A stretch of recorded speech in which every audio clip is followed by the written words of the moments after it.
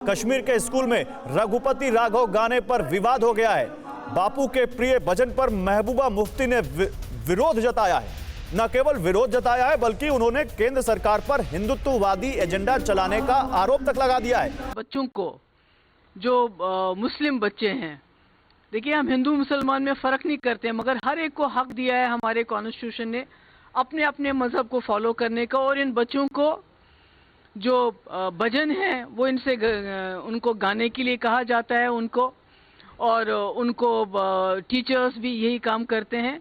तो मुझे लगता है कि ये अब हमारे मज़हब के ऊपर सीधे एक हिसाब से अटैक कर रहे हैं। और लगता है कि जो बीजेपी का जो हिंदुत्व का एजेंडा है, जो इनका रैपिड हिंदुत्व है, उसको भी जम्मू कश्मीर में ही लेबॉर्ट्री बना के ये इसको जो है इसको आजमाना चाहते हैं। और ये कतई गलत है, ये बिल्कुल गलत है, इसकी इजाज़त नहीं दी जाएगी। और जम्मू कश्मीर के लोग बहुत सब्र किए हुए हैं, बहुत उन्होंने सब्र का दामन जो है पकड़ा हुआ है, मगर ये नहीं चलेगा। हम गांधी जी की बहुत इज्जत करते हैं। आपके सामने कुछ सवाल रखते हैं कि महबूबा मुफ्ती को आखिर क्या यहाँ पर दिक्कत है, महबूबा मुफ्ती को क्या तकलीफ है, क्या कह रही हैं ये समझिए। धार्मिक विद्वानों को जेल में डालना, इसके अलावा वो कह रही हैं यहाँ पर जामा मस्जिद में बंद करना, वहां ताला लगाना, ये उन्होंने ट्वीट किया। और इसके अलावा ट्वीट किया उन्होंने यहाँ पर कि बच्चों को हिंदू भजन गाने का निर्देश देना, क्या ये सही है? वो कह रही हैं भारत सरकार के ये हिंदुत्व एजेंडे को बताता है। भारत सरकार यहाँ कश्मीर में हिंदुत्व के एजेंडे के तहत काम कर रही है, अब हमारे मजहब पर भी आ गए, ये कहा महबूबा मुफ्ती ने। और महबूबा मुफ्ती ने कहा लोग इबादत नहीं कर सकते, नमाज नहीं पढ़ सकते। यहां महबूबा मुफ्ती साफ केंद्र सरकार को, बीजेपी को कटघरे में खड़ा करते हुए कहती कि बच्चों से रघुपति राघव राजा राम गवाना, यानी उनको ये गाने के लिए कहना, निर्देश देना, ये गलत है। दक्षिण कश्मीर के कुलगाम के एक सरकारी स्कूल का वीडियो उन्होंने ट्वीट किया। उन्होंने कहा कि एक प्रयोगशाला बनाकर हिंदुत्व के एजेंडे को लाना चाहती है बीजेपी, वो ये यहां पर साफ कहती हुई। महबूबा मुफ्ती ये पहली बार नहीं है जब इसी तरह की कोई कंट्रोवर्सी खड़ी करती हुई, इससे पहले भी तमाम तरह की कंट्रोवर्शियल उन्होंने स्टेटमेंट्स दिए हैं जिसके बाद उन पर कई सवाल उठे हैं। लेकिन एक ऐसा भजन जो खुद बापू को प्रिय था, गांधी जी जो इस देश के राष्ट्रपिता हैं उनको प्रिय था, जो वो हर मौके पर गाया करते थे, और जिसमें एक लाइन भी है कि ईश्वर अल्लाह तेरो नाम, सबको सन्मति दे भगवान, उसमें महबूबा मुफ्ती को क्या दिक्कत है? देखिए मेरे साथ जावेद बेग हैं, कश्मीरी एक्टिविस्ट हैं, और अहमद अयाज हैं, आप भी कश्मीरी एक्टिविस्ट हैं। थोड़ी देर में हम कोशिश करेंगे कि बीजेपी के बड़े नेता और सूबे के उप मुख्यमंत्री कविंद्र गुप्ता को भी जोड़ें। इरफान कुरैशी भी इस वक्त हमारे साथ है, हमारे संवाददाता। मैं आप सभी का बहुत स्वागत है, लेकिन अहमद अयाज आपसे शुरू करते हैं। अहमद अयाज, क्या दिक्कत है अगर बच्चे वहां पर रघुपति राघव राजा राम गा रहे हैं तो? देखिए ये सही बात है कि कॉन्स्टिट्यूशन ने हर एक को इस चीज का फ्रीडम दिया है कि वो अपने अपने रिलीजियस को प्रोफेस करे, तो उसमें कोई बात नहीं है। खासतौर ये हिंदुस्तान में एक बहुत ही खास बात है।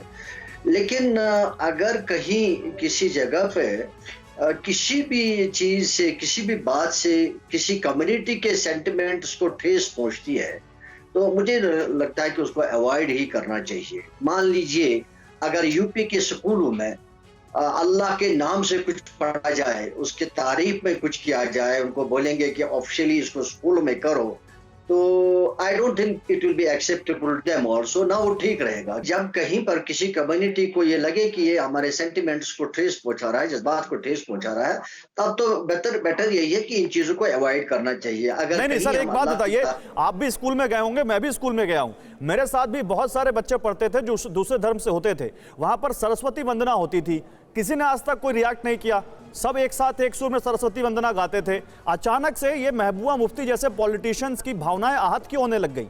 गांधी जी ने जब भजन गाया, गांधी जी ने जब भजन गाया तो क्या किसी और फ्रीडम फाइटर ने उनके साथ ये भजन नहीं गाया? और कश्मीर के स्कूलों में ऐसा कभी प्रेयर्स कभी किया नहीं गया आज तक, और ना किया जा रहा है। तो लेकिन ये पहली बार है ऐसा हो रहा है, तो इसलिए और इस वक्त माहौल भी जो है, जो मुल्क में माहौल है इसको लेकर के हिंदुत्व की तरफ जाने का, तो इसलिए इसमें क्या माहौल है सर? नहीं, खुलकर बोलिए सर, आप क्या माहौल की तरफ इशारा कर रहे हैं? फिर मैं जाऊंगा कविंद्र गुप्ता जी के पास। हाँ, एक माहौल सा बना हुआ है। अगर कहीं इस वक्त इस डायरेक्शन में कोई अच्छी बात भी कही जाए, उसको भी गलत तरीके से लिया जाएगा, क्योंकि एक माहौल बना हुआ है कि भाई ये सब मुसलमानों के खिलाफ किया जा रहा है, इस्लाम के खिलाफ किया जा रहा है, एक माहौल से बना तो हुआ है। इसमें आपको आप इसके- मुसलमानों के खिलाफ क्या आप दिखता है? इसे- इस आप भजन इसे में इनकार मुसलमानों नहीं के कर खिलाफ सकते। क्या दिखता है? इस भजन में तो कविंद्र गुप्ता जी, इस नहीं, भजन में तो कहा गया है, मैं आ रहा हूं, अहमद जी आ रहा हूं, इस भजन में तो कहा गया है ईश्वर अल्लाह एक समान, सबको सन्मति दे भगवान, सारे भगवान एक जैसे, ये तक कहा गया इस भजन में। कविंद्र गुप्ता, महबूबा मुफ्ती को क्या दिक्कत है? वो आप पे ये क्यों कह रहे हैं कि आप हिंदुत्व, क्यों कह रही हैं कि हिंदुत्व का एजेंडा आप लागू करना चाहते हैं कश्मीर में? देखिए, मेरी बात पहले आपने कह दी, ईश्वर अल्लाह तेरे नाम सबको सन्मति दे भगवान। इनको सन्मति की ज़रूरत है जो कि इनको नहीं आ रही। ये सूफिज़म की बात करते हैं, क्या कश्मीर में आप लोगों ने सूफिज़म रहने दिया? अगर सूफिज़म होता तो इस प्रकार का आतंकवाद वहाँ ना फैलता। ये जो मुख्य धारा से आपने स्थानीय बच्चों को, स्कूल के बच्चों को, नौजवान लड़कों को पत्थरबाजी में डाल दिया, यही कारण है कि वहाँ पर इस प्रकार का माहौल बना। भारत सरकार और लोकल एडमिनिस्ट्रेशन ये चाहती है कि सभी लोग पुरानी ज़िंदगी में लौटें, जो कि अमन का समय था, चैन का समय था, इस प्रकार से लोग मिलजुल करके रहते थे। नहीं, लेकिन वहां पर अहमद अयाज कह रहे हैं कि एक माहौल ऐसा है कि कुछ भी हो रहा है तो उसको ये माना जा रहा है कि मुस्लिमों के खिलाफ हो रहा है। ये माहौल तो सुधरना चाहिए था 370 हटने के बाद, ये माहौल ऐसा क्यों बन रहा है? इरफान, मैं आता हूं आपके पास। देखिए, बिल्कुल माहौल सुधरा है, बिल्कुल माहौल सुधरा है। पत्थरबाजी आज नहीं है। हुर्रियत जैसे लोगों की, जो पाकिस्तान परस्त लोग थे, उनकी आवाज़ बंद है। ये क्या माहौल सुधरा नहीं है? या मिलिटेंट का जनाजा निकलता था, लाखों की तादाद में लोग उसके पीछे चल देते थे, क्या ये सुधरा हुआ माहौल नहीं है? पाकिस्तान के झंडे आज नहीं चढ़ते, क्या ये सुधरा हुआ माहौल नहीं है? चलिए, तो इसी बारे में हमारे साथ एक कश्मीरी यूथ है, एक्टिविस्ट है, उनसे बात कर लेते हैं। जावेद बेग, आपका क्या मानना है? क्या आप मानते हैं कि इसमें पॉलिटिक्स है? क्या आप मानते हैं कोई एजेंडा है, या एक सिंपल सा कार्यक्रम बच्चों को गांधी जी, क्योंकि हमारे देश के राष्ट्रपिता है, गांधी जी की जो टीचिंग्स है वो बताने की कोशिश की जा रही है, उनका भजन वहां पर बच्चों को बताने की कोशिश की जा रही है, वो वहां पर कोशिश की जा रही है, इसमें महबूबा मुफ्ती को हिंदुत्व का एजेंडा क्यों दिखता है? क्या सोच है आप जैसे कश्मीरी यूथ की? गौरव, बदकिस्मती की बात है, ये कोई इशू ही नहीं था। हमने बचपन से ही जो है किताबों में पढ़ा है, टेलीविजन पे देखा है। हम चूंकि एक बहुत बड़े मुल्क में रह रहे हैं, जिस मुल्क ने पूरे दुनिया को 4 बड़े मज़ाहिब दिए, मुझे बड़ा गर्व है इस अपने मुल्क पे। सबसे ज्यादा मुसलमान इसी मुल्क ने दिए। पाकिस्तान अलग हो गया लेकिन है तो हिंदुस्तान का ही हिस्सा, बांग्लादेश अलग हो गया है तो हिंदुस्तान का ही हिस्सा। पूरे हिंदुस्तान ने मिलाकर 60 करोड़ मुसलमान पूरे दुनिया को दिए। बचपन से हमने किताबों में पढ़ा, प्रोग्राम्स में देखा। मैं मुसलमान घराने से हूं, मैं मुसलमान हूं, लेकिन मेरे ईमान पे कभी कोई असर नहीं पड़ा।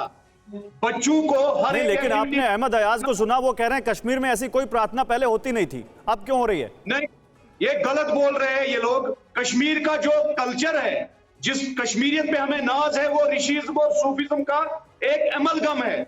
हम बचपन से ही जय हनुमान जी का सीरियल देखकर बड़े हुए हैं, हमारे ईमान पे कोई असर नहीं पड़ा।